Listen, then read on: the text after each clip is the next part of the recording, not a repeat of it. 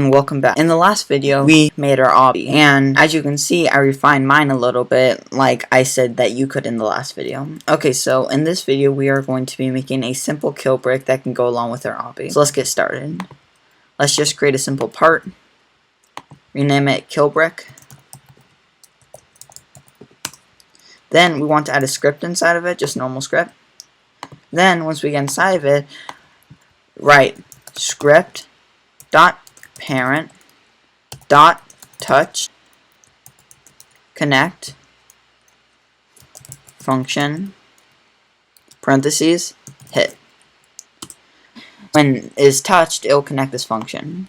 So whatever is inside this function, it will run. So let's just write if hit dot parent, if hit dot parent find first child humanoid.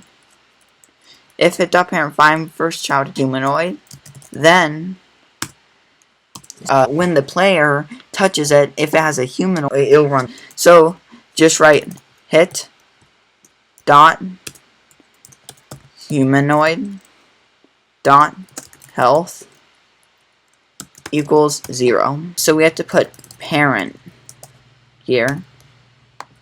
So let's just test that out one more time. So let's just hit stop. Okay. Anyway, so you can put that anywhere you want in your obby. Let me show you one instance of what you could do. Let me just take it over here. Okay, so anyways, you could have something like this. Let me turn my move back on. Oh, we might want during can collide off because the parts bounce on top of each other. Okay, there. So thanks for watching. Please subscribe. Thanks. See you in the next video.